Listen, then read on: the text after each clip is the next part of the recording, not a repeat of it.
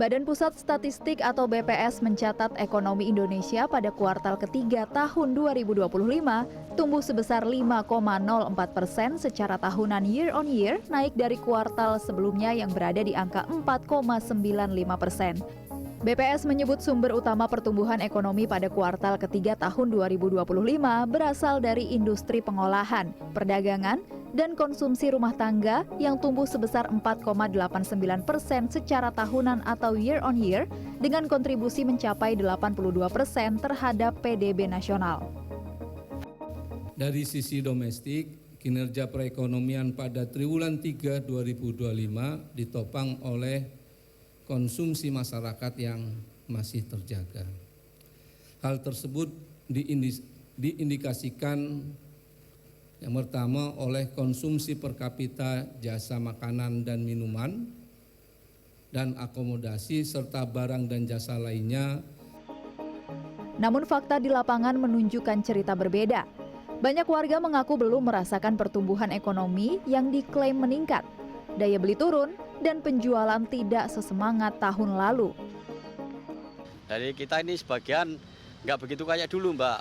Makin minus, Mbak, ini sekarang. Makin sulit. Bukan kemakan. Sehari saya ini menarik cuma sekitar 4 kali, 3 kali. Itu udah ya paksaan, Mbak, itu.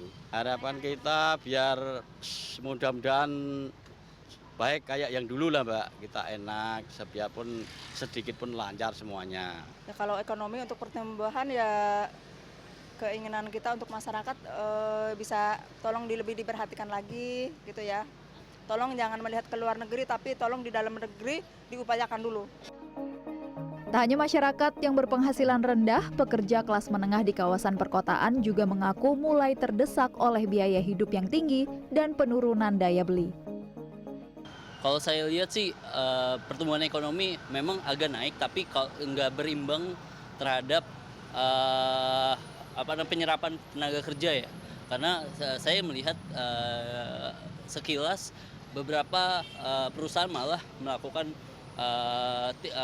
PHK massal. Menurut saya semenjak demo kemarin daya beli masyarakat terutama di e-commerce, saya lihat karena saya di sektor e-commerce kerjanya, saya melihat ada penurunan yang cukup signifikan, yang dimana yang biasanya tahun lalu itu mungkin bisa dianggaplah let's say di angka 1 juta, ini turun menjadi tinggal 600.000.